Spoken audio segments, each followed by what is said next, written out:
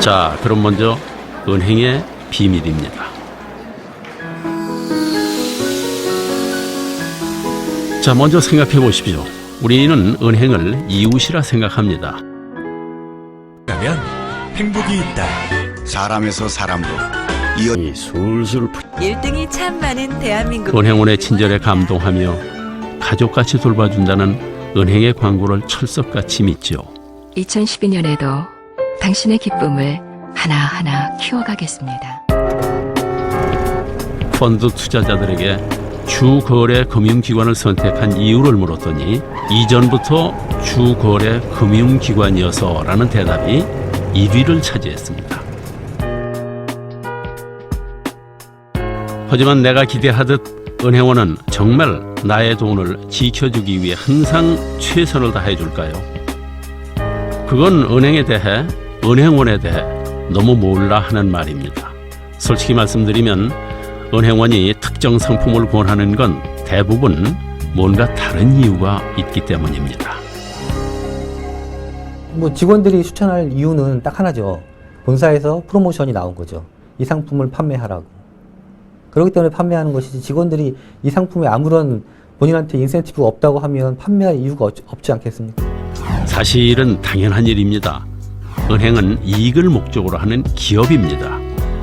그런데 어떻게 고객의 이익만을 우선으로 하겠습니까? 나를 위해서 추천해 주는구나 라고 생각하시기 전에, 지금 은행이나 증권사에서 이 상품을 많이 팔려고 하는구나.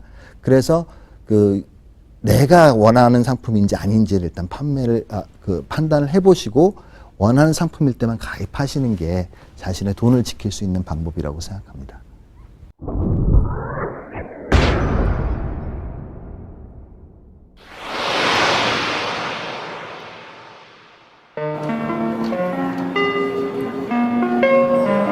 은행원이 다 알고 있다 이렇게 생각하는 것도 큰 오산입니다.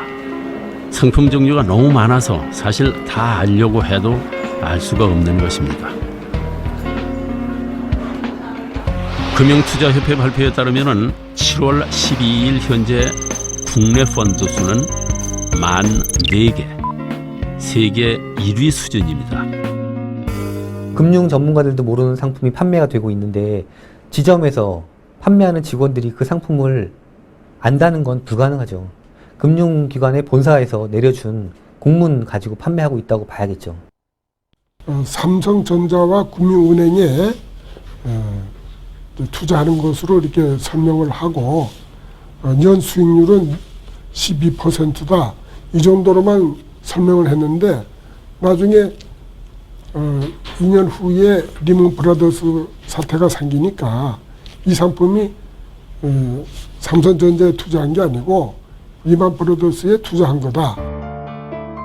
모든 상품은 장단점이 있게 마련입니다. 그러니 그 상품의 수익성뿐 아니라 얼마나 위험한 상품인지에 대한 설명도 반드시 들어야 합니다. 내가 가입한 상품에 대해서 정확하게 이해를 하고서 그 상품을 가입했을 경우에 완전 판매입니다. 다 알고서 가입을 하는 거죠. 좋은 점, 나쁜 점을. 이런 것들을 모르고 가입하는 경우가 이제 불안전 판매라고 보시면 될 겁니다. 근데 대부분의 경우에는 안 좋은 점은 대충 넘어가고 좋은 점만 얘기를 하거든요.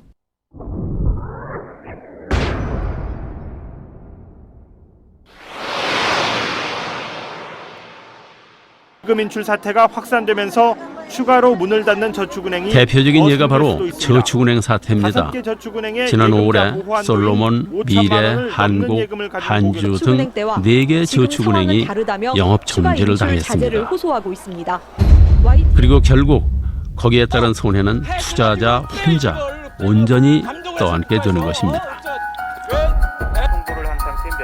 각종 불법 대출과 비자금 조성 문제로 은행장뿐만 아니고 정치권의 핵심 인물들이 줄줄이 구속되었습니다. 이는 2001년 상호신용금고가 저축은행이라는 이름을 얻게 되면서 시작된 탐욕의 결과입니다. 하루아침에 상호신용금고가 저축은행으로 환골탈퇴한 것이죠. 물론 저축은행으로 표기함으로써 국민들이 제1금융권의 은행과 착각하기 쉽다는 우려가 있었습니다. 법적인 보호장치로 마련된 것이 겨우 간판에 저축 띄어쓰기 하고 은행이라고 쓰면 안 된다는 것이었습니다. 하지만 솔직히 무지한 우리는 똑같은 은행인 줄 알았습니다. 원래는 이제 신용금고잖아요. 쉽게 말하면 이제 사금고, 그러니까 새마을금고와 같은 작은 금융회사에 불과한 건데 은행이란 이름을 붙여주니까 사람들이 은행하고 혼동을 많이 일으켜서 많은 돈을 맡겨도 큰 문제가 없을 거다라고 착각을 많이 했던 것 같습니다. 게다가 이자도 많이 준다는데 누가 마다하겠습니까?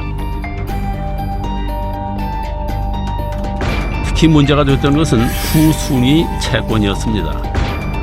그럼 도대체 후순위 채권이란 무엇일까요?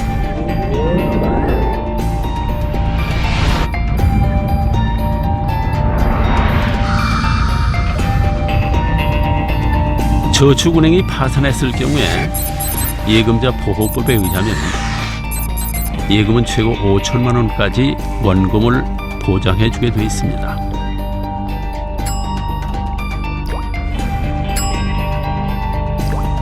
그러나 후순위 채권은 말 그대로 후순위, 즉 모든 부채를 다 갚은 다음에나 주겠다는 말입니다.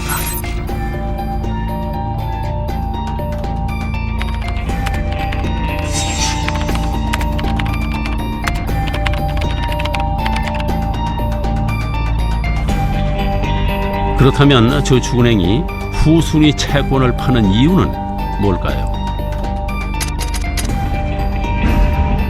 바로 BIS 때문입니다. BIS는 은행의 자산이 얼마나 건전한지, 즉 믿을만한지를 나타내는 대표적인 지표입니다. 우리나라에서는 BIS가 5% 미만이면 감독기관으로부터 개선 권고나 요구, 명령을 받게 됩니다. 그런데 예금을 빼서 후순위 채권으로 돌리면 부채가 줄어들게 됩니다. 그럼 BIS가 높아지므로 자산이 건전하다 하는 인정을 받을 수 있는 것이죠. 그러니까 은행의 BIS 비율을 높이기 위해서 후순위 채권을 발행합니다. 그래서 예금 같으면 은행 측에서 보면은 빚이죠. 그분한테 돌려줘야 되니까. 그래서 그냥 부채로 잡히는데 채권은 부채로 잡히지가 않습니다. 항상 그 금융 소비자들이 아셔야 될 거는 그 높은 이자를 많이 주면 거기에 그 뒤에 숨어 있는 위험이 있다라는 거죠. 결국은 우리는 너무 몰라서, 너무 믿어서, 너무 순진해서 실패한 겁니다. 그러니 은행원의 좋다는 말에 덜컥 투자하지 말아야 합니다. 은행원이 제대로 알고 설명하고 있는지, 내게 정말 맞는 상품인지 꼼꼼하게 따져봐야 하는 것입니다. 톰 소여의 모험을 쓴 마크 트웨인은 이렇게 말했습니다. 은행은 맑은 날에는 우산을 빌려줬다가 비가 오면 우산을 건넨다.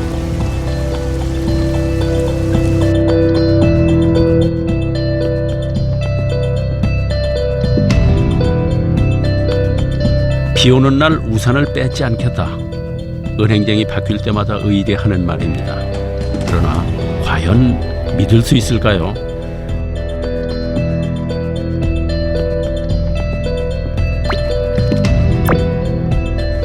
나를 가족처럼 생각해준다는 은행의 거짓말, 이제 무조건 믿으시면 절대 안 됩니다.